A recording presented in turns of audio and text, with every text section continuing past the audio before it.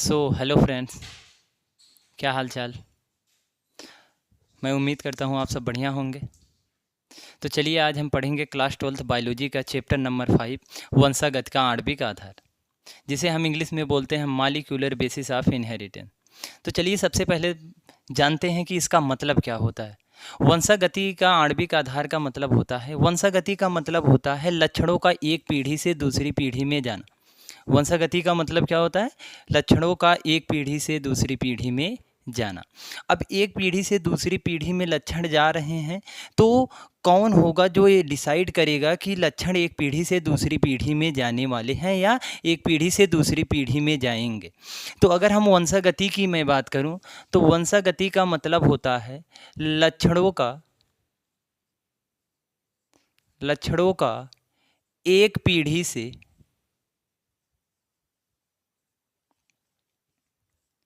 दूसरी पीढ़ी में, एक पीढ़ी से दूसरी पीढ़ी में स्थानांतरण।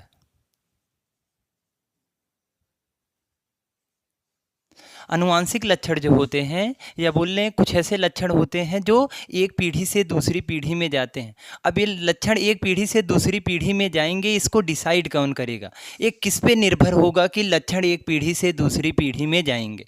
तो इसके लिए कुछ अणु काम में आते हैं जिन्हें हम बोलते हैं आनुवांशिक पदार्थ। आनुवांशिक पदार्थ। अभी थोड़ी देर के लिए हम मान लेंगे कि आनुवांशिक पदार्थ ही वह माध्यम होगा या वो ऐसे माध्यम होंगे जो लक्षणों को एक पीढ़ी से दूसरी पीढ़ी में ले जाएंगे। ये आनुवांशिक पदार्थ को हम थोड़ी देर के लिए मान लेते हैं कि यही डिसाइड करेंगे कि आनुवांशिक लक्षण एक पीढ़ी से दूसरी पीढ़ी में जाएंगे, कैसे जाएंगे, क्यों जाएंगे और कब जाएंगे, ये डिसाइड करेंगे। या सारा जो डायरेक्शन होता है वो आनुवांशिक पदार्थ के पास होता है कि लक्षण कहाँ से कहाँ जाने वाले हैं और कैसे जाएंगे। तो चलिए बात करते हैं कि आनुवांशिक पदार्थ क्या होता है, इसकी खोज कहाँ से हुई। तो बात करेंगे आनुवांशिक पदार्थ की। आनुवांशिक पदार्थ जिसे हम बोलते हैं जेनेटिक मटेरियल। जेनेटिक मटेरियल की अगर हम बात करें तो इसकी खोज में सबसे पहले एक वैज्ञानिक आए जिनका नाम था फ्रेडरिक मिस्चर, जिन्हें हम बोलते हैं एफ मिस्चर। एफ मिस्चर ने सबसे पहले आनुवांशिक पदार्थ की खोज की। इन्होंने कोशिका के केंद्रक में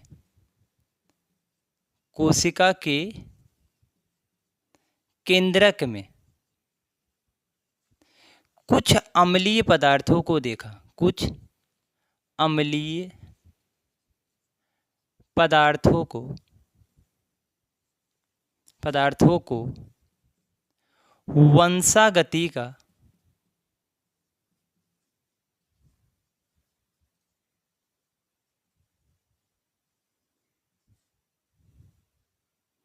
आणविक आधार माना। केंद्रक के अंदर, कोशिका में जो केंद्रक होता है उस केंद्रक के अंदर कुछ अम्लीय पदार्थ थे जिसको फ्रेडरिक मिस्चर ने वंशागति का आणविक आधार माना और इसे नाम दिया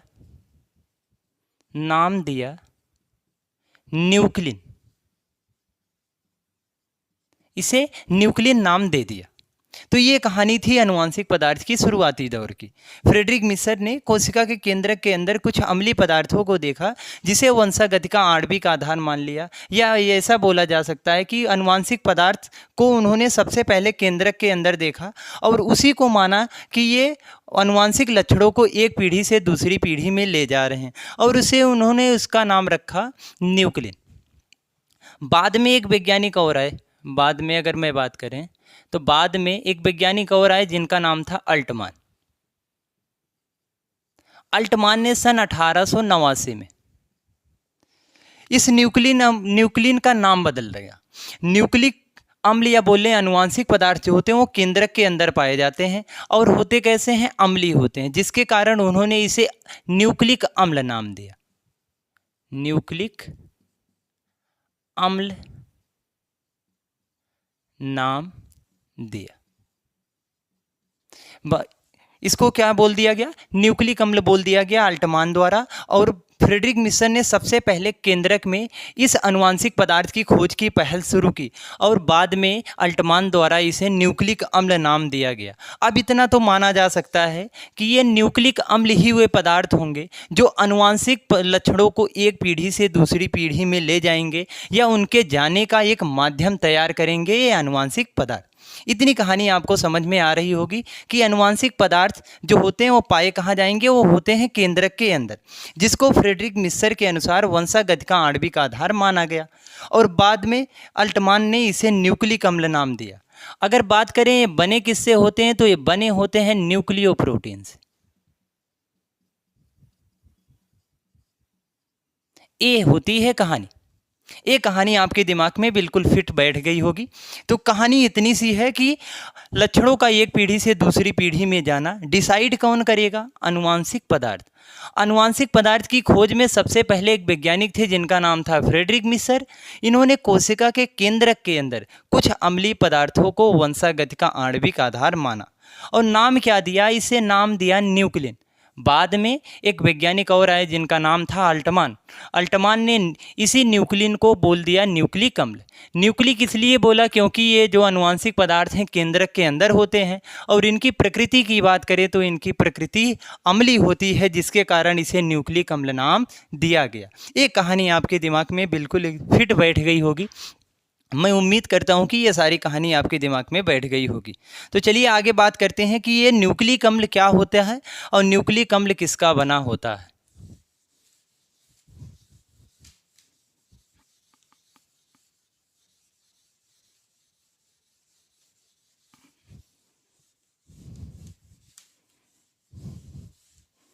चलिए फिर शुरू करते हैं। न्यूक्लिक अम्ल क्या होता है? न्यूक्लिक अम्ल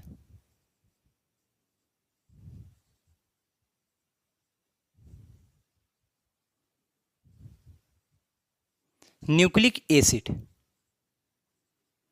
अगर न्यूक्लिक अम्ल की बात की जाए तो न्यूक्लिक अम्ल दो प्रकार के होते हैं। एक होता है डीएनए, जिसे हम बोलते हैं डीऑक्सी राइबोस न्यूक्लिक अम्ल।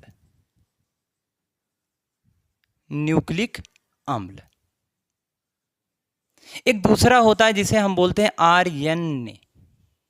आरएनए को हम बोलते हैं राइबोस न्यूक्लिक अम्ल।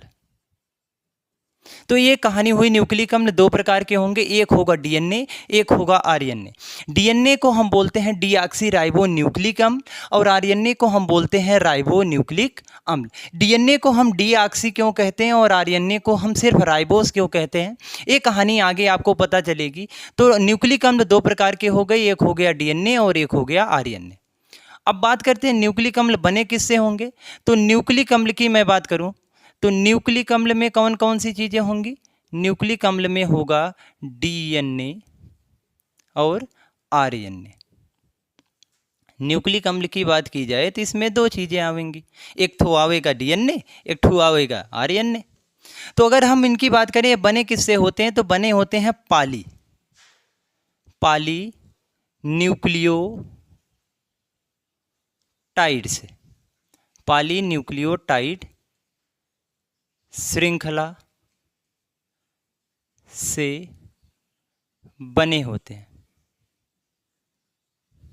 इनको बनाने के लिए बहुत सारे पॉलीन्यूक्लियोटाइड को आपस में जोड़ जोड़ के एक लंबी चेन सी संरचना बनाई जाती है, जिसे हम बोलते हैं न्यूक्लिक अम्ल या बोलते हैं डीएनए और आरएनए। इसी पॉलीन्यूक्लियोटाइड को, बहुत सारे पॉलीन्यूक्लियोटाइड को एक साथ जोड़ दिया जाएगा और बारी बारी से इनको जोड़ जोड़ के न्यूक्लिक अम्ल या बोलें डीएनए और आरएनए का निर्माण किया जाएगा।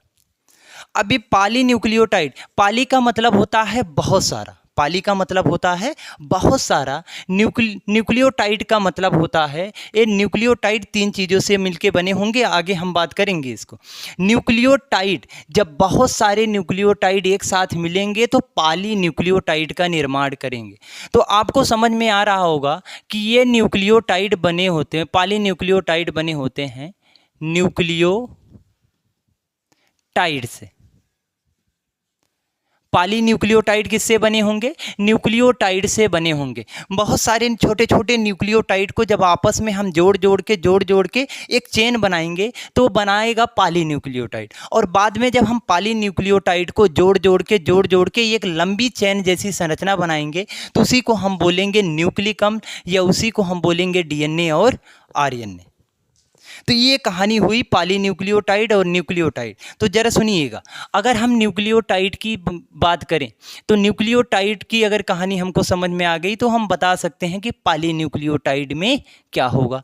और जब हम पॉलीन्यूक्लियोटाइड के बारे में जान जाएंगे तो हम आसानी से डिनोट करेंगे कि डीएनए और आरएनए कैसे बना होगा, कौन सी कैसी संरचनाएं होंगी, क्या क्या इनमें होगा। तो ये कहानी होती है न्यूक्लिक अम्ल की। 2 प्रकार का होगा, डीएनए और आरएनए। डीऑक्सी राइबो न्यूक्लिक अम्ल हम डीएनए को बोलते हैं, राइबो न्यूक्लिक अम्ल हम आरएनए को बोलते हैं। अगर बात करें न्यूक्लिक अम्ल बने किससे होंगे, तो न्यूक्लिक अम्ल बने होते हैं पॉलीन्यूक्लियोटाइड श्रृंखला से बने होते हैं। और ये पॉलीन्यूक्लियोटाइड किसका बना होगा, तो पॉलीन्यूक्लियोटाइड मेरे भैया न्यूक्लियोटाइड से बना होता है। ये कहानी आपके दिमाग में बैठ गई होगी। इतनी सी कहानी सिर्फ न्यूक्लिक अम्ल के लिए होती है। अब आगे हम बात करेंगे ये न्यूक्लियोटाइड क्या होते हैं और न्यूक्लियोटाइड किसके बने होते हैं। चलिए आगे चलते हैं।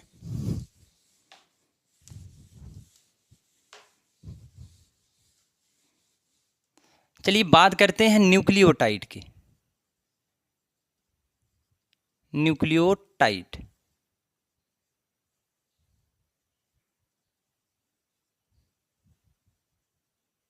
न्यूक्लियोटाइड सारी कहानी हमारी यहीं घूम फिर के आएगी। ये न्यूक्लियोटाइड ही सारी कहानियों का जड़ यही है। अगर ये न्यूक्लियोटाइड ना होता तो ना तो पॉलीन्यूक्लियोटाइड होता, अगर पॉलीन्यूक्लियोटाइड ना होता न्यूक्लिक अम्ल, और ना न्यूक्लिक अम्ल होता तो ना होते डीएनए और ना होते आरएनए, और ना होता डीएनए ना होता आरएनए तो ना वंशागत का आणविक आधार पढ़ना पड़ता। ये झमेला किसने खड़ा किया? ये झमेला खड़ा किया है न्यूक्लियोटाइड ने। तो हम बात करेंगे न्यूक्लियोटाइड की कहानी क्या होती है।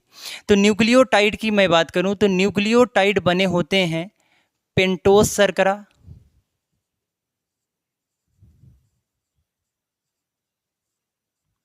नाइट्रोजन क्षार,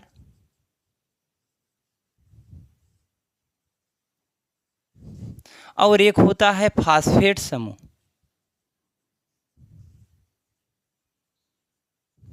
इन्हीं 3 चीज़ों को हम मिला मिला के बनाएंगे न्यूक्लियोटाइड, और न्यूक्लियोटाइड को हम मिला मिला के बनाएंगे पॉलीन्यूक्लियोटाइड, और पॉलीन्यूक्लियोटाइड को मिला मिला के हम बनाएंगे न्यूक्लिक अम्ल, और न्यूक्लिक अम्ल में ही आएंगे डीएनए और आरएनए। डीएनए आरएनए को ही हम बाद में बोलेंगे आनुवांशिक पदार्थ, या बोलें लक्षणों को एक पीढ़ी से दूसरी पीढ़ी में ले जाने वाले। तो चलिए बात करते हैं कि पेंटोस शर्करा, नाइट्रोजन क्षार और फास्फेट समूह क्या होता है। तो इसमें से बारी बारी से हम सबसे पहले बात करेंगे पेंटोस शर्करा की। पेंटोस शर्करा जिसे हम बोलते हैं पेंटोस शुगर, ये रहा पेंटोस शुगर। अगर पेंटोस शुगर की हम बात करें तो ये बने होते हैं 5 कार्बन से।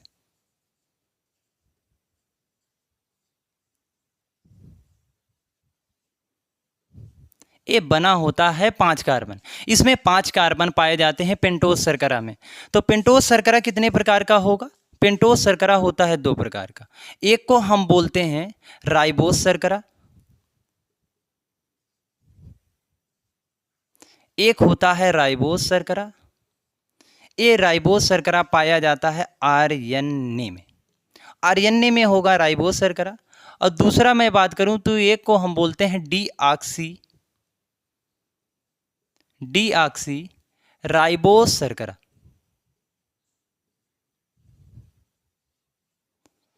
ये डीऑक्सीराइबोस शर्करा पाया जाता है डीएनए में। तो ये दो प्रकार की शर्कराएं होती हैं, एक होता है राइबोस शर्करा, एक होता है डीऑक्सीराइबोस शर्करा।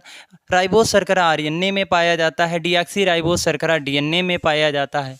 ये बने होते हैं 5 कार्बन से, 5 कार्बन इनमें पाया जाता है। पेंटोस शर्करा में दो प्रकार के होंगे, राइबोस शर्करा आरएनए में होगा और डीऑक्सीराइबोस शर्करा डीएनए में पाया जाता है।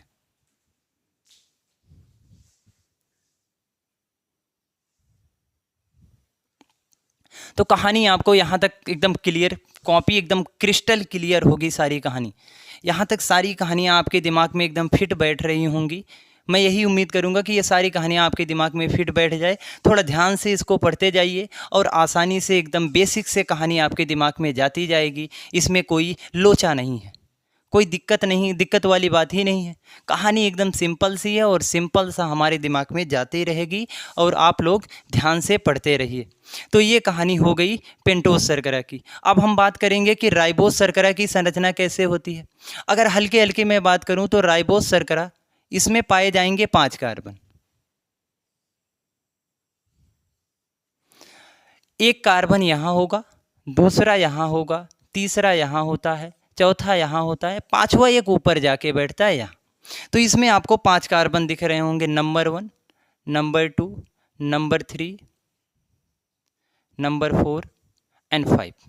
ये 5 कार्बन आपको दिख रहे होंगे, चाहे राइबोस शर्करा हो चाहे डीऑक्सीराइबोस शर्करा हो, सारे शर्कराओं में दोनों में 5 कार्बन पाए जाएंगे और ऊपर एक ऑक्सीजन आपको दिखाई पड़ रहा होगा। तो अगर मैं राइबोस शर्करा की बात करूं तो इसमें ऊपर पहले कार्बन पे OH H होता है, यहाँ होता है OH, यहाँ H होता है, यहाँ H होता है, यहाँ OH, यहाँ H होता है, यहाँ CH2OH होता है। ये कहानी है राइबोस शर्करा की।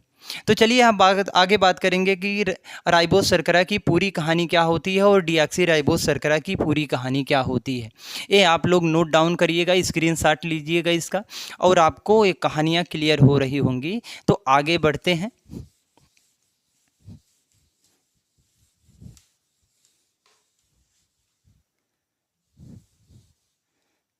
चलिए बारी बारी से दोनों शर्कराओं के पहले हम बात कर लेते हैं। डीएनए में जो शर्करा है जिसे हम बोलते हैं डीऑक्सी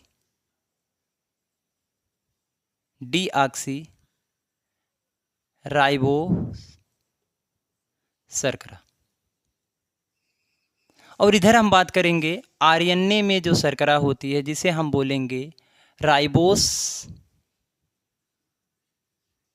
शर्करा। चलिए इसकी संरचना बनाते हैं, देखते हैं क्या है संरचना इसकी, क्या कहानी इनमें है। यहाँ होगा CH2OH H, यहाँ होता है HOH, यहाँ होगा OH H OH H। Ribose शर्करा की संरचना बना लेते हैं।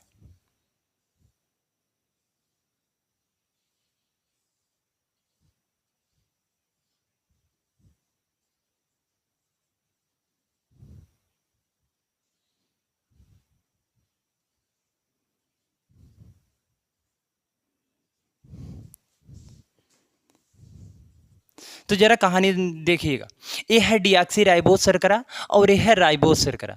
तो दोनों में 5 कार्बन है, 1 carbon, 2 carbon, 3 carbon, 4 carbon, 5 carbon.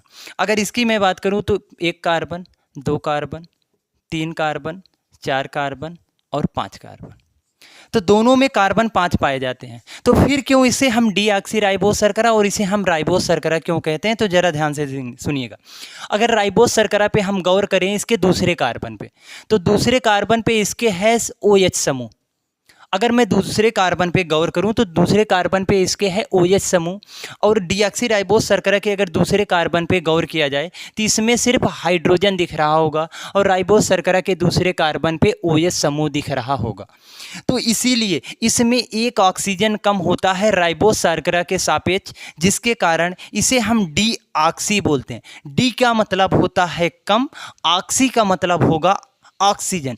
एक ऑक्सीजन कम होने के कारण इसे हम डीऑक्सी और इसे हम राइबोस शर्करा कहते हैं, क्योंकि इसमें एक ऑक्सीजन ज़्यादा होता है। ये कहानी है इनमें ऑक्सीजन के एक कम होने के कारण इसे हम डीऑक्सी और इसमें एक अधिक होने के कारण इसे हम सिर्फ राइबोस शर्करा के नाम से जानते हैं। और थोड़ी सी कहानी अगर डीऑक्सी राइबोस शर्करा की बात की जाए तो ये कम क्रियाशील होते हैं, कम क्रियाशील होते हैं। कम क्रियाशील है क्योंकि इसमें एक OH समूह होता है, क्योंकि इसमें केवल एक OH समूह होता है जिसके कारण एक कम क्रियाशील होता है। अगर इसकी बात करें तो अधिक क्रियाशील है, अधिक क्रियाशील क्योंकि इसमें 2 OH समूह होते हैं, 2 OH समूह पाए जाते हैं जिसके कारण ये अधिक क्रियाशील होते हैं। इसमें आपको एक क्रियाशील OH यहाँ और एक क्रियाशील आपको दूसरे कार्बन और दूसरा क्रियाशील OH आपको तीसरे कार्बन पे दिख रहा होगा, जिसके कारण ये अधिक क्रियाशील होते हैं। और इसमें सिर्फ क्रियाशील OH सिर्फ एक ही पाया जाता है जिसके कारण ये कम क्रियाशील होते हैं।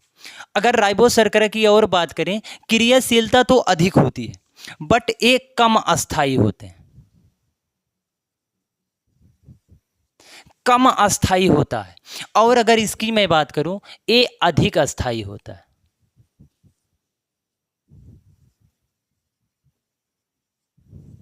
तो दोनों की कहानियों में बस अंतर आपको इतना दिख रहा होगा कि इसके दूसरे कार्बन पे हाइड्रोजन है और राइबोस शर्करा के दूसरे कार्बन पे OH समूह लगा है। एक का अधिक कम क्रियाशील होंगे, एक कम क्रियाशील होंगे क्योंकि इनके पास सिर्फ एक OH समूह होता है। और ये अधिक क्रियाशील होते हैं क्योंकि इनके पास 2 OH समूह होता है। ये दोनों OH समूह क्रियाशीलता दिखाते हैं जिसके कारण ये अधिक क्रियाशील, और इसमें सिर्फ एक OH है जिसके कारण ये कम क्रियाशील है। तो काम किसको ज़्यादा करना पड़ रहा है? जो अधिक क्रियाशील है। तो जिसको काम ज़्यादा करना पड़ेगा उसको आराम कम मिलेगा, और जो आराम कम पाएगा वो कम अस्थायी होगा, और जिसको काम कम करना पड़ेगा वो अधिक अस्थायी होगा, या बोल लें उसको अधिक आराम करने का मौका मिलेगा तो वो अधिक अस्थायी होगा। इसीलिए डीऑक्सी राइबोस शर्करा अधिक अस्थायी होते हैं। एक नोट पॉइंट दिमाग में बैठाइएगा कि अनुवांशिक पदार्थ होने का एक कारण भी है कि अनुवांशिक पदार्थ को अधिक अस्थायी होना चाहिए। इसीलिए अगर मैं जनरली अभी बात कर लूँ, DNA अधिकतर जीवों में अनुवांशिक पदार्थ का काम करता है और RNA कुछ जीवों में अनुवांशिक पदार्थ का काम करता है। जैसे एग्जाम्पल की बात कर लें, TMB टोबैको मोज़ेक वायरस, इसमें अनुवांशिक पदार्थ के रूप में RNA होता है, और बाकी सारे लगभग सभी जीवों में अनुवांशिक पदार्थ का काम ये DNA करता है। तो ये शर्कराओं की संरचना कुछ ऐसे होती है।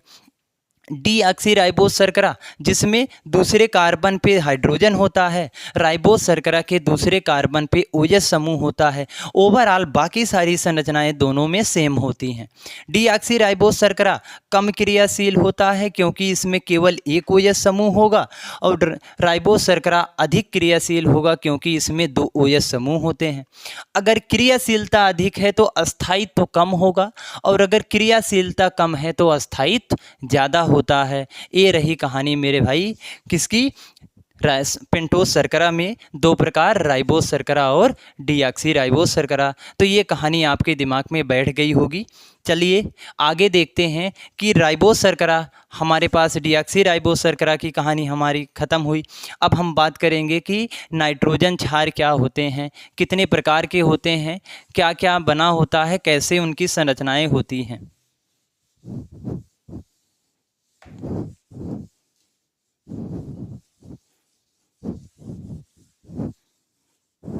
चलिए दूसरे की हम बात करते हैं, नाइट्रोजन क्षार।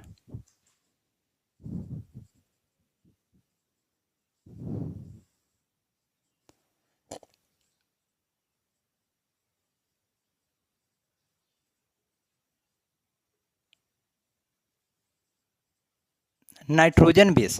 चलिए इस बला की बात करते हैं कि ये कौन सी बला है, इसकी संरचना कैसे होती है, कितने प्रकार के होते हैं, और ये कैसे किसी न्यूक्लिक अम्ल का या न्यूक्लियोटाइड का निर्माण करने में सक्षम होते हैं। तो चलिए इसकी बात करते हैं। अगर हम बात करें नाइट्रोजन क्षार, तो इसके अंदर 5 प्रकार के नाइट्रोजन क्षार आते हैं। जैसे हम बात कर लें, एडेनिन आता है, एडेनिन, थायमीन, साइटोसिन,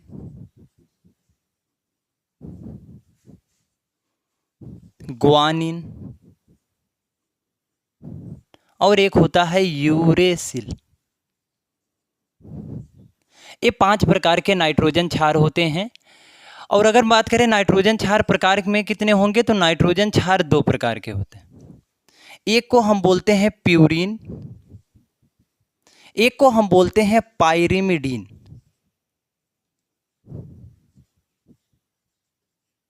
पाइरिमिडीन, ये 2 प्रकार के नाइट्रोजन क्षार होते हैं, प्यूरिन और पाइरिमिडीन। और अगर नाइट्रोजन क्षार में कौन कौन सम्मिलित होते हैं, तो नाइट्रोजन क्षार में 5 चीज़ें सम्मिलित होंगी, adenine, thymine, cytosine, guanine and last में यूरेसिल। अभी हम बात करेंगे, अगर इनके पेयर की बात करें तो एक साथ, चाहे वो डीएनए हो चाहे आरएनए हो, एक साथ सिर्फ 4 नाइट्रोजन क्षार हो सकते हैं।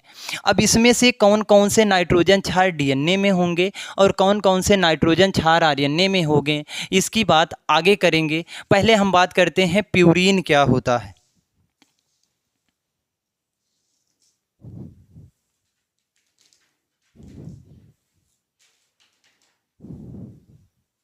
चलिए बात करते हैं कि प्यूरिन क्या होता है। अगर प्यूरिन की कहानी को शुरू किए, तो प्यूरिन बना होता है 2 वलय से, 2 वलय से बना होता है। अगर हम इसकी संरचना पे जब गौर करेंगे, तो इनकी संरचनाओं में आपको 2 संरचनाएं देखने को मिलेंगी, जिसको हम कहते हैं कि ये 2 वलय से बने होते हैं। इसमें एक हेक्सा वलय होता है, हेक्सा और पेंटावलय पाया जाएगा। इसमें एक हेक्सावलय होता है और एक पेंटावलय होता है। ये दोनों संरचनाएं देखिएगा जरा, आपस में जुड़ी हुई होती हैं।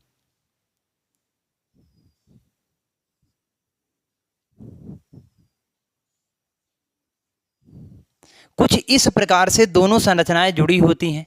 तो आप इसे बोलेंगे हेक्सावलय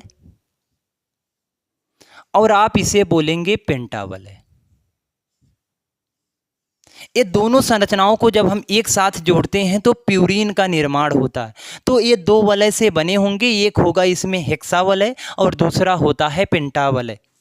और अगर मैं बात करूं इसमें नाइट्रोजन की, तो नाइट्रोजन इसमें 1, 3, 7 और 9 स्थिति पर पाए जाएंगे। जैसे बात करें, अगर नाइट्रोजन यहाँ है तो दूसरा नाइट्रोजन यहाँ होगा, अगर दूसरा नाइट्रोजन यहाँ है तो तीसरा नाइट्रोजन यहाँ होगा, अगर तीसरा यहाँ है तो चौथा यहाँ होगा। तो जरा काउंट करते हैं, 1, 2, 3, तो पहला वाले स्थिति पे है, तीसरे पे है, 4, 5, 6, 7, 7वें स्थिति पे है, 8 और 9, 9वें स्थिति पर नाइट्रोजन आपको दिख रहा होगा।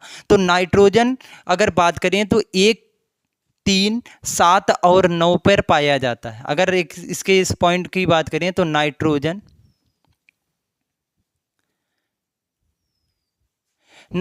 होता है 1, 3, 7 और 9 स्थिति पर पाया जाएगा। नाइट्रोजन जो होगा इनके पहले, तीसरे, 7वें और 9वें स्थान पर लगा होता है। अगर पाइरिमिडीन की बात करें, पाइरिमिडीन होता है एकल वलय से निर्मित, एकल वलय से बना होता है।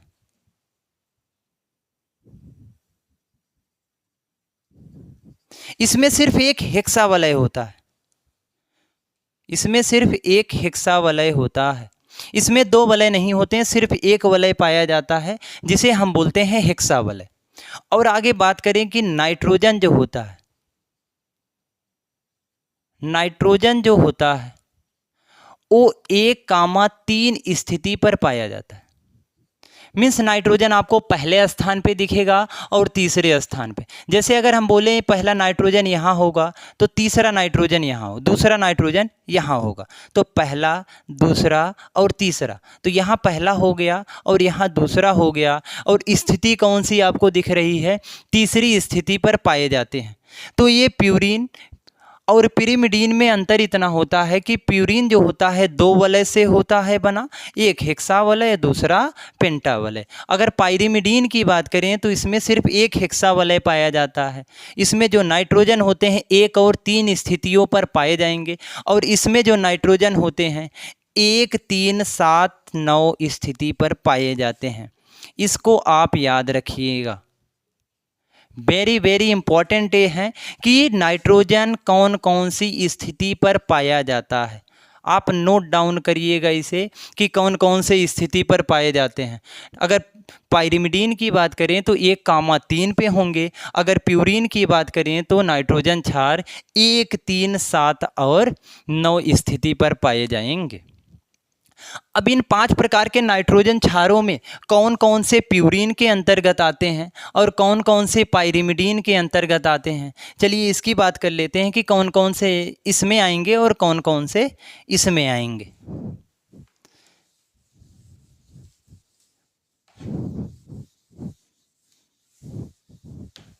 तो अगर प्यूरिन की बात करें तो प्यूरिन में इसमें से 2 चीज़ें आएंगी। एक आता है एडेनिन, एडेनिन जिसे हम डिनोट करते हैं कैपिटल ए से, और एक आता है ग्वानिन जिसे हम डिनोट करते हैं कैपिटल जी से। तो अगर इनकी संरचना जब हम देखेंगे तो इनकी संरचना में आपको 2 वलय देखने को मिलेंगे, एक हेक्सा वलय देखने को मिलेगा और एक पेंटा वलय देखने को मिलेगा। समझ में आ रहा होगा आपको, एक हेक्सा वलय होगा इसमें और एक पेंटा वलय। दोनों की संरचनाओं में आपको 2 वलय देखने को मिलेंगे। अगर पाइरिमिडीन की बात करें तो पाइरिमिडीन में साइटोसिन,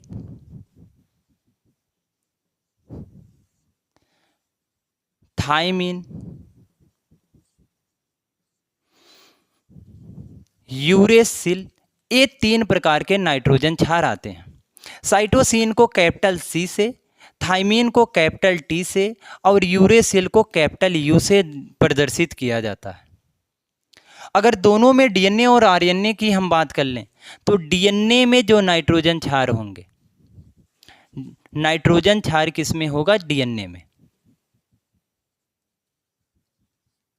नाइट्रोजन क्षार जो डीएनए में होता है वो होता है एडेनिन, ग्वानिन, साइटोसिन, एक और होता है थायमिन।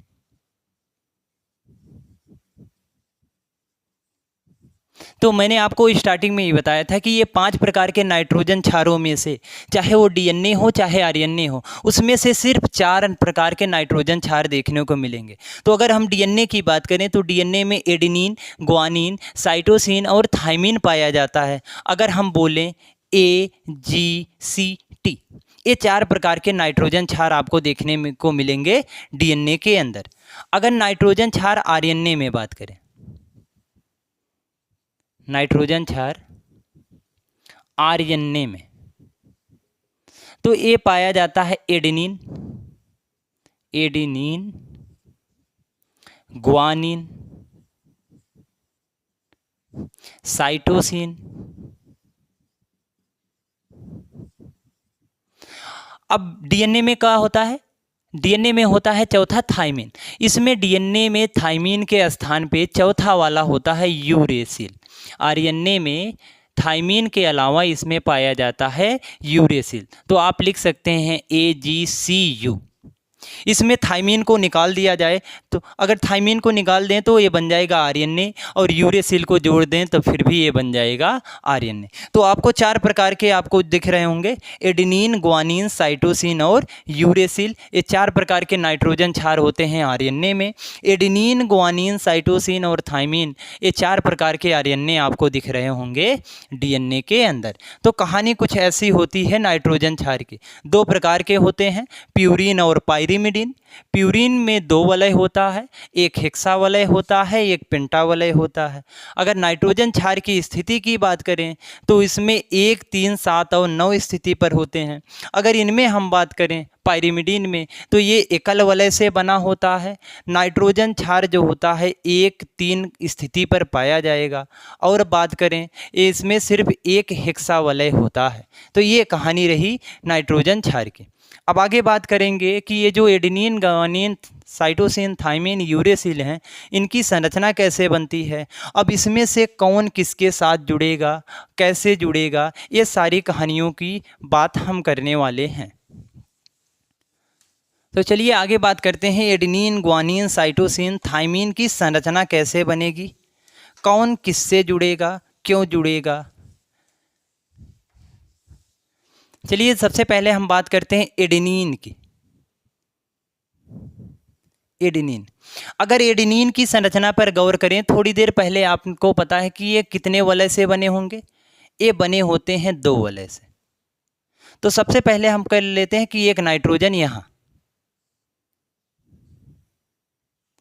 और यहाँ होगा कार्बन, फिर से यहाँ तीसरा स्थान है तो नाइट्रोजन होगा, तो यहाँ होगा कार्बन, यहाँ होगा कार्बन, ये आपस में ऐसे जुड़े होंगे। तो अब जरा सुनिएगा, यहाँ पर क्या है कार्बन, यहाँ होगा डबल बॉन्ड। डबल बॉन्ड क्यों होगा, क्योंकि नाइट्रोजन 3 बंध बनाता है। नाइट्रोजन बनाता है 3 बंध, जिसके कारण यहाँ पे डबल बंध आपको दिख रहा होगा। और यहाँ पर है, इसके साथ एक जुड़ा होगा हाइड्रोजन, जो इसकी चारों बैलेंसी को पूरी करेगा।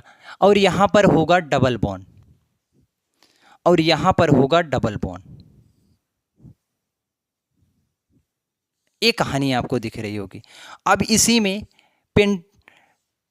पेंटा वलय कुछ ऐसे जुड़ा होता है। अब यहाँ पर इसके इस वाले कार्बन पे पाया जाएगा नाइट्रोजन, यहाँ इस स्थिति पर, और इस स्थिति पर पाया जाएगा नाइट्रोजन, यहाँ होगा डबल बॉन्ड। और यहाँ पर इसके लगा होता है NH2। ये यहाँ पर एमीन ग्रुप लगे होते हैं। ये रही एडेनिन की संरचना, जिसमें यहाँ पर पहला वाला स्थिति है, यहाँ पे तीसरी स्थिति है।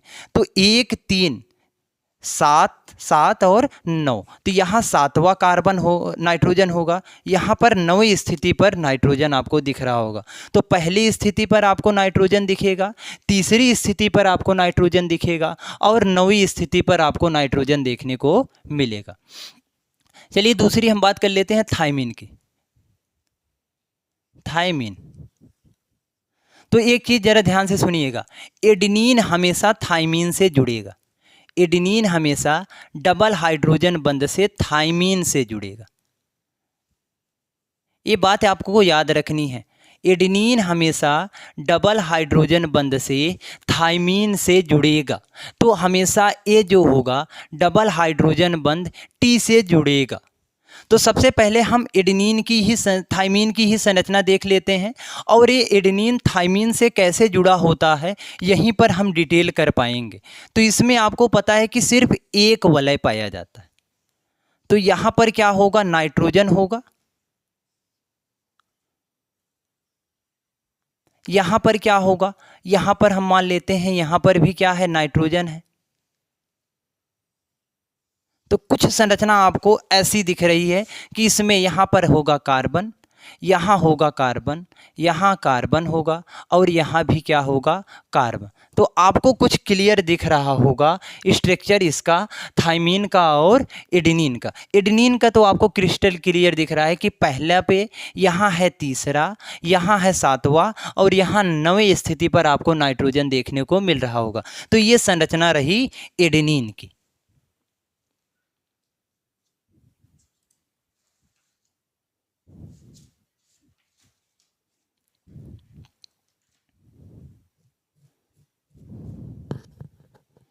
तो अगर हम थाइमिन की बात करें, थाइमिन की अगर हम बात करें तो थाइमिन में ये जो कार्बन होता है डबल बॉन्ड से ऑक्सीजन से जुड़ता है, और ये भी डबल बंध से ऑक्सीजन से जुड़ता है, और यहाँ पर पाया जाता है डबल बंध, और इसके साथ होता है यहाँ पर CH3। मेथिल ग्रुप जुड़ा होता है इसके साथ। यहाँ पर डबल बॉन्ड के साथ ऑक्सीजन होता है, यहाँ भी डबल बॉन्ड के साथ ऑक्सीजन पाया जाता है, और यहाँ नाइट्रोजन के साथ एक हाइड्रोजन होता है। तो अब जरा देखते हैं कि ये दोनों एक दूसरे के साथ डबल हाइड्रोजन बंध से कैसे जुड़ते हैं। तो जरा हम यहाँ किनारे में हाइड्रोजन बंध की अगर बात करें, हाइड्रोजन बंध, तो हाइड्रोजन बंध बनता किसके किसके बीच में है? फोन। एक चीज आपको याद रखना है, फोन। फ्लोरीन, ऑक्सीजन और नाइट्रोजन के मध्य नाइट्रोजन हाइड्रोजन बंध बना सकता है। अब ये किससे जुड़ सकते हैं? हाइड्रोजन बंध से जुड़ सकते हैं। किससे? हाइड्रोजन से जुड़ेंगे, ऐसे हाइड्रोजन बंध बन सकता है। तो अब जरा देखिएगा, यहाँ पर NH2 है, अगर इसको हम फैला के लिखें तो कुछ आपको ऐसा दिख रहा होगा, और यहाँ पर अगर हम बात करें तो यहाँ पर होगा हाइड्रोजन। तो यहाँ पर आपको नाइट्रोजन दिख रहा होगा, जैसे देखिएगा मैंने नाइट्रोजन को किससे जोड़ दिया? हाइड्रोजन से। तो यहाँ पर आपको नाइट्रोजन दिख रहा होगा और यहाँ आपको हाइड्रोजन दिख रहा होगा। तो यहाँ पर पॉसिबिलिटी बन रही है कि हाइड्रोजन बंध बन जाए। और आपको यहाँ पर क्या दिख रहा है? यहाँ पर नाइट्रोजन के साथ हाइड्रोजन है और साइड में आपको ऑक्सीजन दिख रहा है। तो ये दूसरी पॉसिबिलिटी है कि यहाँ पर हाइड्रोजन बंध बन जाए। तो पहला हाइड्रोजन बंध आपको ऊपर दिख गया और दूसरा हाइड्रोजन बंध आपको नीचे दिख रहा होगा। तो एडेनिन थाइमिन से कुछ इस प्रकार जुड़ता है। एक हाइड्रोजन बंध यहाँ दिख रहा है, ये जो दोनों आपको दिख रहे हैं, इन्हीं दोनों बंधों को हम बोलेंगे हाइड्रोजन बंध। ये रहा हाइड्रोजन बंध। तो ये कहानी है एडेनिन और थाइमीन की आपस में कैसे जुड़ते हैं। एडेनिन जुड़ता है डबल हाइड्रोजन बंध से थाइमीन से, और उसी प्रकार से साइटोसिन जुड़ता है ट्रिपल हाइड्रोजन बंध से ग्वानिन से। तो आगे हम बात करेंगे कि साइटोसिन ग्वानिन से कैसे जुड़ता है और ये थाइमीन यूरेसिल से कैसे जुड़ता है। तो ये आपको दिमाग में एकदम फिट हो जानी चाहिए कि हाइड्रोजन बंध किन किन के बीच में बनेगा। फ्लोरीन और हाइड्रोजन के बीच में बनेगा, ऑक्सीजन और हाइड्रोजन के बीच में बनेगा, नाइट्रोजन और हाइड्रोजन के बीच में बनेगा। इसे हम शॉर्ट फॉर्म में फोन के नाम से जानते हैं। आपको समझ में आ रहा होगा कि ये कहानी पूरी कैसे बनी हुई है। यहाँ आपको नाइट्रोजन दिख रहा है, यहाँ हाइड्रोजन है। तो नाइट्रोजन हाइड्रोजन के बीच में हाइड्रोजन बंध बनना पॉसिबल हो सकता है। तो यहाँ पर हाइड्रोजन बंध बन जाता है, और यहाँ पर हाइड्रोजन है, यहाँ ऑक्सीजन है। ऑक्सीजन और हाइड्रोजन के बीच में भी हाइड्रोजन बंध बन सकता है। तो यहाँ पर हाइड्रोजन बंध आपको दिख रहा है। तो यहाँ पर कितने हाइड्रोजन बंध दिख रहे हैं आपको? यहाँ पर आपको 2 प्रकार के हाइड्रोजन बंध देखने को मिलेंगे, जिसके कारण हम बोलते हैं कि एडेनिन हमेशा डबल हाइड्रोजन बंध से थाइमीन से जुड़ेगा। इसका रीजन है कि इनकी संरचनाओं के बीच में डबल हाइड्रोजन बंध देखने को मिलता है। तो ये कहानी रही एडेनिन और थाइमीन की आपस में कैसे जुड़ रहे हैं। आगे चलते हैं, देखते हैं साइटोसिन और थाइमीन आपस में साइटोसिन और ग्वानिन आपस में कैसे जुड़ते हैं। तो यहाँ हम संरचना बनाएंगे ग्वानिन की, और यहाँ हम संरचना बनाएंगे साइटोसिन की। तो बात करते हैं कि ग्वानिन कैसे जुड़ा होगा और साइटोसिन कैसे आपस में हाइड्रोजन बंध बनाते हैं। तो चलिए संरचना शुरू करते हैं। तो यहाँ होगा नाइट्रोजन, डबल हाइड्रोजन बंध से यहाँ पर होगा कार्बन, फिर से यहाँ नाइट्रोजन होगा, यहाँ होगा कार्बन, यहाँ होगा कार्बन, यहाँ भी क्या होगा, यहाँ भी आपको देखने को मिलेगा कार्बन। अब आपको पता है कि यहाँ और यहाँ से एक 5वां बंध बनेगा, एक पेंटावलय बनेगा। तो और इसके तीसरे यहाँ पर होगा नाइट्रोजन, और यहाँ पर भी होगा नाइट्रोजन, यहाँ पर होगा डबल बॉन्ड। और इसमें बात करें, यहाँ डबल बॉन्ड होता है। ये जो कार्बन है, ये जो कार्बन है, ये जो कार्बन है, कार्बन जुड़ता है NH2 से, और ये जुड़ता है डबल बॉन्ड ऑक्सीजन से। तो ये रही थाइमीन की ग्वानिन की संरचना, जिसे हम डिनोट करते हैं कैपिटल जी से। तो ये कहानी रही ग्वानिन की। और बात करते हैं कि साइटोसिन की संरचना कैसे बनी होती है। चलिए देखते हैं साइटोसिन की संरचना। तो सबसे पहले हम बात करेंगे, यहाँ पर क्या होगा, नाइट्रोजन होगा। यहाँ बना लेते हैं नाइट्रोजन। यहाँ क्या होगा, कार्बन होगा। कार्बन तो यहाँ होगा। यहाँ क्या होगा, नाइट्रोजन होगा। यहाँ कार्बन होगा, यहाँ कार्बन होगा, और यहाँ कार्बन, और यहाँ कार्बन होगा। थोड़ा इसको सही से बना लेते हैं। कार्बन, यहाँ एक कार्बन। आपको ये बनता हुआ दिख रहा होगा कि साइटोसिन की संरचना कैसे बन रही है। अब यहाँ पर क्या होता है, यहाँ पर होगा डबल बॉन्ड। यहाँ पर पाया जाएगा डबल बॉन्ड, और यहाँ होता है NH2, और यहाँ होता है डबल बॉन्ड ऑक्सीजन, और यहाँ होगा आपको दिखेगा हाइड्रोजन। तो ये कहानी आपको दिख रही होगी किसकी, साइटोसिन की। तो अब जरा इसकी संरचना को हम पूरा ओपन करके लिख लेते हैं। यहाँ होगा हाइड्रोजन, यहाँ हाइड्रोजन होगा। इसकी भी संरचना, यहाँ हाइड्रोजन, यहाँ पर होगा हाइड्रोजन। तो अब आपको कुछ कुछ दिखने लगा होगा कि बंध कहाँ बन रहे हैं। अब आपको समझ में आ रहा होगा। एक देखिए, यहाँ हाइड्रोजन है, यहाँ पर ऑक्सीजन है, यहाँ पॉसिबिलिटी है हाइड्रोजन बंध बन जाए। यहाँ हाइड्रोजन, यहाँ नाइट्रोजन, इनके बीच में हाइड्रोजन बंध बन सकता है। यहाँ ऑक्सीजन है, यहाँ पर हाइड्रोजन है, इनके बीच में क्या बन सकता है, हाइड्रोजन बंध बन सकता है।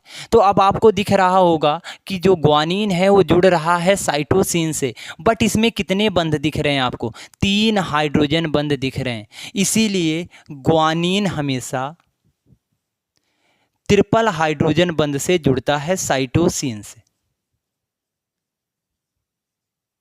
मीन्स बोले तो जी हमेशा ट्रिपल हाइड्रोजन बंध से जुड़ेगा साइटोसिन से। तो ये संरचनाएं आपको देखने को मिलेंगी। इसमें भी नाइट्रोजन और हाइड्रोजन के बीच में, ऑक्सीजन और हाइड्रोजन के बीच में, फ्लोरीन और हाइड्रोजन के बीच में आपको हाइड्रोजन बंध दिखने को मिल रहे होंगे।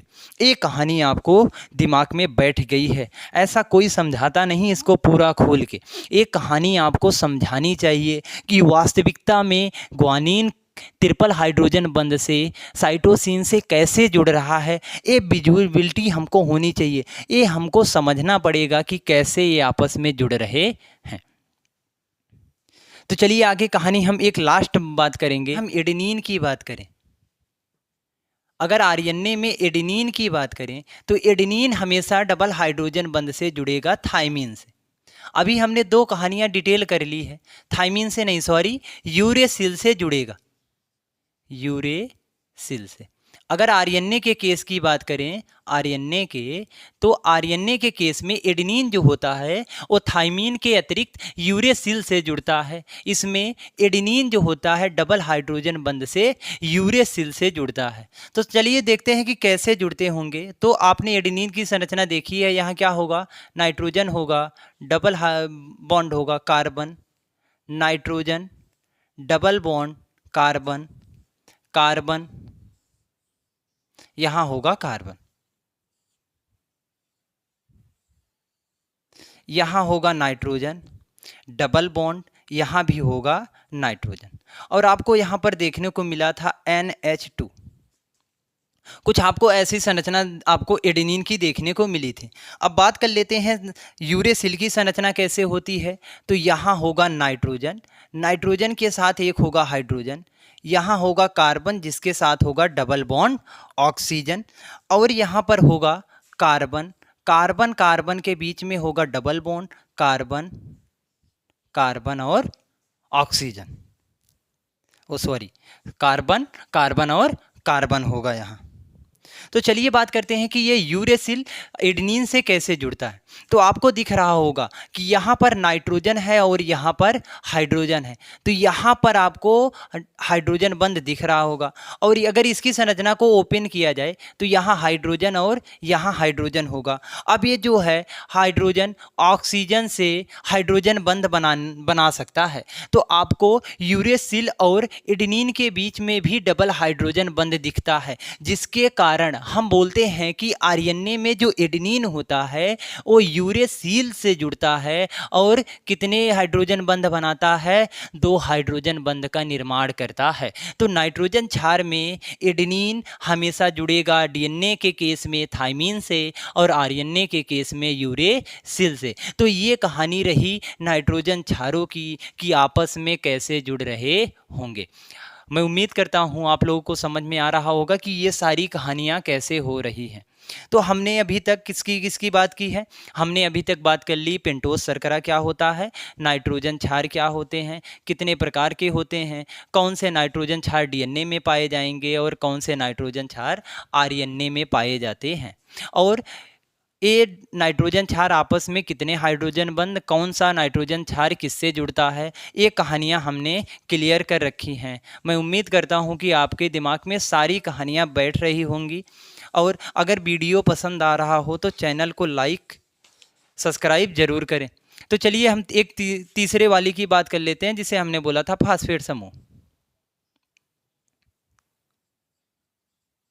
फास्फेट समूह जिसे हम बोलते हैं फास्फेट ग्रुप। तो फास्फेट समूह बेसिकली बनता है ये फास्फोरिक अम्ल से। इनका निर्माण होता है फास्फोरिक अम्ल के द्वारा। ये बनाए जाते हैं फास्फोरिक अम्ल, जिसका फार्मूला होता है H3PO4।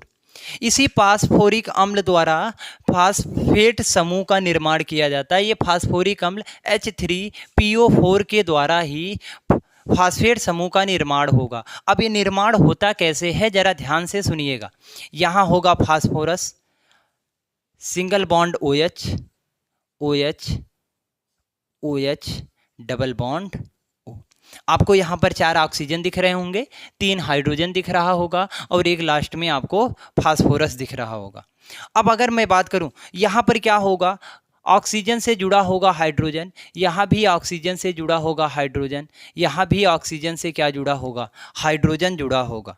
तो अगर ये ऑक्सीजन इस बंध के दोनों इलेक्ट्रॉनों को अपनी तरफ अट्रैक्ट करेगा तो इस पे क्या आएगा, माइनस, और हाइड्रोजन पे कौन सा चार्ज आएगा, प्लस। उसी प्रकार से ये तीनों क्या करेंगे, इलेक्ट्रॉनों को अपनी तरफ खींचेंगे तो इस पे क्या, ऑक्सीजन पे आएगा माइनस और हाइड्रोजन पे प्लस। वैसे सेम टू सेम इसमें भी होगा, इसमें आएगा माइनस और इसमें आएगा प्लस। तो अगर हम तीनों हाइड्रोजन को बाहर निकाल दें, तीनों हाइड्रोजन को हम बाहर निकाल दें तो कुछ संरचना आपको ऐसे देखने को मिलेगी। इसी को हम बोलते हैं फास्फेट समूह। तो ये कहानी आपको देखने को मिल रही है। अगर हम फास्फोरिक अम्ल से हाइड्रोजन को बाहर कर दें तो उसी को बनने वाली संरचना को हम फास्फेट समूह कहते हैं। तो यहाँ से बाहर क्या जा रहा है, 3 हाइड्रोजन।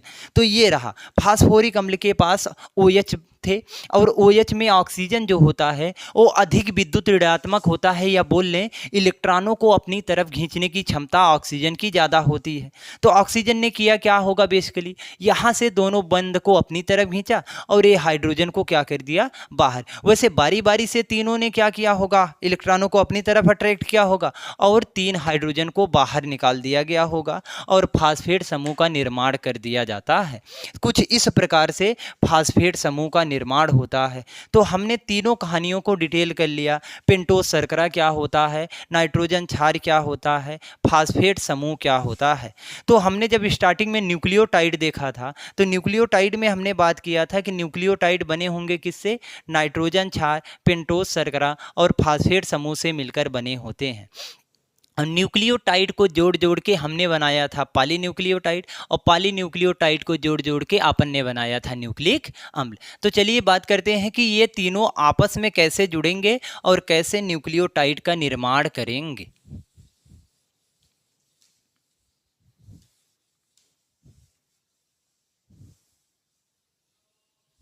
तो चलिए बात करते हैं कि न्यूक्लियोटाइड किसके किसके बना होगा। न्यूक्लियोटाइड, फिर से हमारी कहानी, हमने बोला था कि हमारी कहानी घूम फिर के किस पे आएगी, हमारी कहानी घूम फिर के चाहे जहाँ चला जाए लौट के हमको कहाँ आना है, न्यूक्लियोटाइड पे। जैसे हम लोग कहीं भी घूमने चले जाते हैं पर हमको घूम फिर के कहाँ आना होता है, मियाँ का दौड़ कहाँ तक होता है, मस्जिद तक। उसी प्रकार से हमारी दौड़ किसके तक है, हमारी दौड़ सिर्फ न्यूक्लियोटाइड तक है।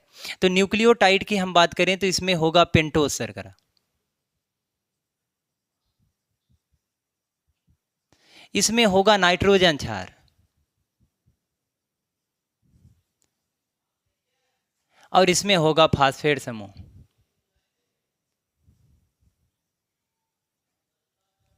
ये रहा कहानी, आपको तीनों दिख रही होंगी, पेंटोज शर्करा, नाइट्रोजन क्षार और फास्फेट समूह को जब हम एक साथ मिलाते हैं तो न्यूक्लियोटाइड बनता है। अब ये बनता कैसे है, ये जुड़ते तीनों कैसे आपस में हैं, जरा उसकी बात कर लेते हैं। तो यहां होगा क्या, ऑक्सीजन,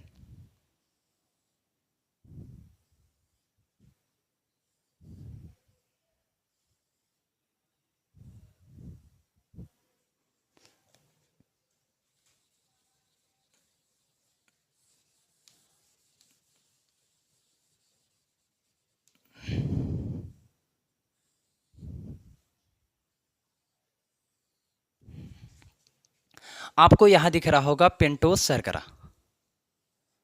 अगर हम पहले डीएनए की बात कर लें, डीएनए में कैसे न्यूक्लियोटाइड बनते हैं, तो जरा देखिएगा, यहां होता है CH2, इसको उल्टा करके लिखते हैं H2COH, ऐसे लिख लेते हैं। यहां होगा CH2, इसके पीछे हम लिख लेते हैं OH, यहां होगा H, H, OH, H, H, यहां होगा OH, यहां होगा H। अब जरा देखिएगा कि हमने पेंटोज शर्करा बना दिया, अभी न्यूक्लियोटाइड बनाने के लिए हमको नाइट्रोजन क्षार और फास्फेट समूह जोड़ना होता है। तो नाइट्रोजन क्षार को हम NB से नोटिस करेंगे, NB से हम दर्शाएंगे नाइट्रोजन क्षार को। तो नाइट्रोजन क्षार पेंटोज शर्करा के पहले कार्बन पे आके जुड़ता है। तो जरा देखिएगा कैसे, यहां से OH को क्या करेंगे, बाहर निकालेंगे, OH को बाहर निकालेंगे, और ये जो नाइट्रोजन है, नाइट्रोजन आके यहाँ से जुड़ेगा और OH समूह को क्या किया जाएगा, यहाँ से बाहर निकाला जाएगा, और इस वाले कार्बन और नाइट्रोजन के बीच में एक बॉन्ड को बनाया जाएगा जिसे हम बोलेंगे एन ग्लाइकोसिडिक बंध, एन ग्लाइकोसिडिक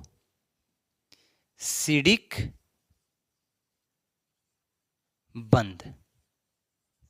तो अगर आपसे कोई पूछे कि नाइट्रोजन क्षार कार्बन के पहले कार्बन से कैसे जुड़ेगा, पेंटोज शर्करा के पहले कार्बन से जुड़ेगा, उस बंध का क्या नाम है, तो आप बोलेंगे एन ग्लाइकोसिडिक बंध। एन का मतलब होगा नाइट्रोजन और एक ग्लाइकोसिडिक बंध का मतलब होगा कि इन दोनों के बीच में ये जो आपको डंडी दिख रही है, इसी डंडी को हम बोलेंगे एन ग्लाइकोसिडिक बंध। तो आपको दिख गया कि ये आपका जो नाइट्रोजन क्षार है पेंटोज शर्करा से जुड़ गया, इसे हम बोलेंगे एन ग्लाइकोसिडिक बंध। तो पेंटोज शर्करा से नाइट्रोजन क्षार जुड़ गया, किससे, एन ग्लाइकोसिडिक बंध से जुड़ गया। जरा ध्यान से देखिएगा, और जब एन ग्लाइकोसिडिक बंध से जुड़ा तो यहां से H2O बाहर जाता है, पूरा अगर बताएं तो H2O बाहर जाता है। अब ये H2O बाहर कैसे जाता है, इसके लिए आपको थोड़ा सा वेट करना पड़ेगा, मैं आपको बताऊंगा कि H2O कैसे बाहर जाता है। अब दूसरी कहानी बात करें तो हमारे पास था फास्फोरिक अम्ल, single bond OH, single bond O, single bond H, OH double bond O, इसी को हमने क्या बोला था, फास्फोरिक अम्ल। तो अगर आपको देखने को मिल रहा है तो यहाँ पर OH है और यहाँ पर H, तो ये OH और AH दोनों आपस में एक साथ बाहर जाएंगे और किसका निर्माण करेंगे, पानी का। पानी के रूप में ये दोनों क्या हो जाएंगे, बाहर चले जाएंगे, और ये ऑक्सीजन जो है इस कार्बन से आके जुड़ जाएगा। तो आपको देखने को मिल रहा होगा कि ये जो ऑक्सीजन है डायरेक्ट किससे जुड़ रहा है, ऑक्सीजन से। कार्बन जो है डायरेक्ट ऑक्सीजन से जुड़ रहा है। यहाँ पर जो है हाइड्रोजन और OH दोनों वाटर के रूप में इस यहाँ से बाहर निकल रहे हैं। तो अगर इसको थोड़ा सा और बनाया जाए तो कहानी थोड़ी सी ऐसे बनती है, यहाँ पर है ऑक्सीजन, ये कार्बन से जुड़ेगा और यहाँ से बाहर जाएगा H2O, यहाँ से H2O बाहर जाएगा और ये ऑक्सीजन इस कार्बन से जाके जुड़ जाएगा और ये जो बंध बनाएंगे उसे हम बोलते हैं फास्फो एस्टर बंध। तो आपको दिख रहा होगा ये कौन सा कार्बन है, ये है 5वां कार्बन। तो आपको याद रखना है कि पेंटोज शर्करा के 5वें कार्बन से जुड़ता है फास्फेट समूह और पेंटोज शर्करा के पहले कार्बन से जुड़ता है नाइट्रोजन क्षार जो बनाता है बंध एन ग्लाइकोसिडिक बंध। और फास्फेट समूह पेंटोज शर्करा से जुड़ता है और एक बंध का निर्माण होता है जिसे हम बोलते हैं फास्फोएस्टर बंध। तो ये देखिए आपको दिख रहा होगा न्यूक्लियोटाइड, जिसमें आपको पेंटोज शर्करा भी दिखेगा, नाइट्रोजन क्षार भी दिखेगा और फास्फेट समूह भी दिखेगा। तो फास्फेट समूह पेंटोज शर्करा के 5वें कार्बन से जुड़ता है फास्फोएस्टर बंध के द्वारा और यहाँ पर दूसरे का पहले कार्बन से जुड़ता है नाइट्रोजन क्षार एन ग्लाइकोसिडिक बंध द्वारा। तो फास्फोएस्टर में पानी कैसे बाहर गया ये आपको दिख रहा होगा। उसी प्रकार से जब नाइट्रोजन क्षार पेंटोज शर्करा से जुड़ता है फिर भी क्या पानी बाहर जाता है। ये कहानी आगे बात कर लेते हैं कि ये वाटर जो है ये वाटर कैसे बाहर आया। इसमें आपको अगर मैं डीएनए की बात करूं तो इसमें आपको यहाँ पर आप जोड़ सकते हैं एडेनिन, आप जोड़ सकते हैं ग्वानिन, आप जोड़ पाएंगे साइटोसिन एंड आप जोड़ पाएंगे थाइमिन। तो यहाँ पर NB को हटा के एक बार हम क्या लिख सकते हैं, एडेनिन लिख लें, एक बार हम ग्वानिन लिख लें, साइटोसिन लिख लें और क्या लिख लें, थाइमिन लिख लें। तो इसमें 4 प्रकार के डीएनए में 4 प्रकार के न्यूक्लियोटाइड बनते हुए दिख रहे होंगे। तो ये कहानी हुई कि न्यूक्लियोटाइड आखिर आपस में कैसे बन रहे हैं। इन तीनों को जोड़ जोड़ के हमने न्यूक्लियोटाइड को बना लिया। तो इसमें आपको एक बंध दिखेगा फास्फोएस्टर बंध और एक बंध दिखेगा एन ग्लाइकोसिडिक बंध। नाइट्रोजन क्षार जब पेंटोज शर्करा से जुड़ेगा तो एन ग्लाइकोसिडिक बंध बनेगा और जब फास्फेट समूह जुड़ेगा तो यहाँ पर बनेगा फास्फोएस्टर बंध। तो ये कहानी रही न्यूक्लियोटाइड की। और आगे क्या कहानी होती है वो भी हम आपको बताते हैं कि नाइट्रोजन क्षार कैसे जुड़ता है। कहानी कोई नहीं छूटेगी भैया, बस आपको साथ देना है, चैनल को लाइक करना है, सब्सक्राइब करना है और पढ़ाई करते रहना है। तो जरा ध्यान से देखना आखिर जुड़ते कैसे हैं।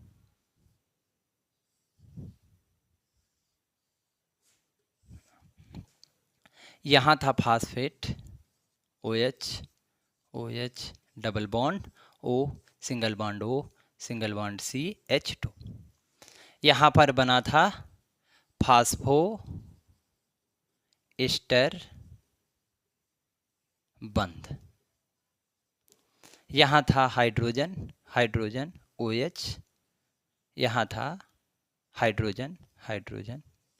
अगर यहाँ पर हम OH लगा देंगे तो बन जाएगा किसका, RNA का न्यूक्लियोटाइड। अगर यहाँ पर सिर्फ हम H रखें तो क्या बन जाएगा, DNA का न्यूक्लियोटाइड। तो यहाँ पर है OH, यहाँ H।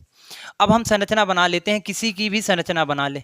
हम मान लेते हैं कि हमने बना लिया किसकी संरचना, हम बना रहे हैं एडेनिन की।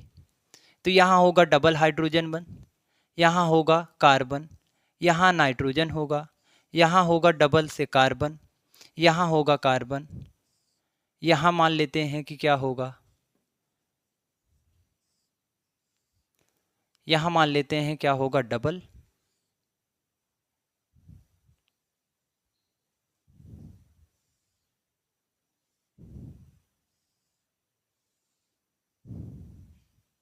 ऐसे कुछ संरचना आपको देखने को मिलेगी। यहाँ होगा NH2। हम मान लेते हैं कि यहाँ है नाइट्रोजन और यहाँ है नाइट्रोजन जिसके पास है डबल बॉन्ड। तो अब आपको दिख रहा होगा इस नाइट्रोजन के पास बेसिकली नाइट्रोजन कितने बंध बना सकते हैं, 3 बंध। तो यहाँ आपको दिख रहा होगा नाइट्रोजन के पास कितने बंध हैं, यहाँ पर नाइट्रोजन के पास सिर्फ 2 बंध हैं और ये तीसरा किससे पूरा होगा, तीसरा पूरा होगा हाइड्रोजन से। तो यहाँ पर आपको दिख रहा होगा OH और यहाँ पर आपको दिख रहा होगा H। तो यहाँ से बाहर क्या जाता हुआ दिख रहा है, यहाँ से बाहर जाता हुआ दिख गया पानी। तो आपको दिख रहा होगा कि पानी नाइट्रोजन क्षार के जुड़ने पर कैसे बाहर जाता है। तो ये वाला नाइट्रोजन जो है, इसके जो 7वें स्थिति पर नाइट्रोजन होता है उसमें एक हाइड्रोजन होता है। क्यों? क्योंकि इसकी दो बैलेंसी किससे, इस बंध से पूरी हो रही है और तीसरी हाइड्रोजन से। और ये पेंटोज शर्करा के OH समूह के साथ एक साथ मिलेंगे और पानी के रूप में बाहर जाएंगे। और ये नाइट्रोजन क्षार जो है आके इस कार्बन से जुड़ जाएगा और यहाँ पर बंध बनेगा एन ग्लाइकोसिडिक बंध।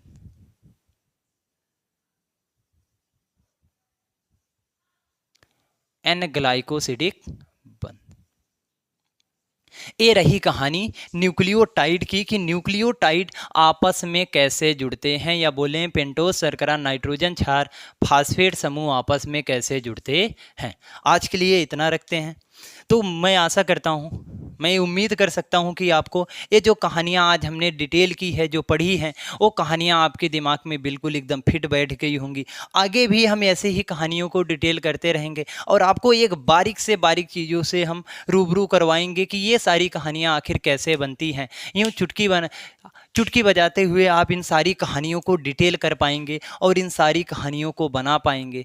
तो अगर आपको वीडियो पसंद आ रहा हो तो चैनल को लाइक, सब्सक्राइब और अपने दोस्तों में शेयर ज़रूर करें। और एक ज़रूरी सूचना कि आप अपनी पढ़ाई पे अब जोर दे दीजिए कि पेपर बहुत दिन नहीं बचे हैं, 2-3 महीने पेपर हैं। आप चैनल के साथ जुड़ दें और पढ़ते रहिए और कहानी को दिमाग में बैठाते रहिए। और ये सारी कहानियाँ एकदम जुबान पे आ जानी चाहिए कि सारी चीज़ें कैसे बनती हैं। तो पढ़ते रहिए, मस्त रहिए, खुश रहिए। जय हिंद। चैनल को लाइक, सब्सक्राइब और शेयर ज़रूर करते रहिए। अपने भाई को सपोर्ट करिए। जय हिंद।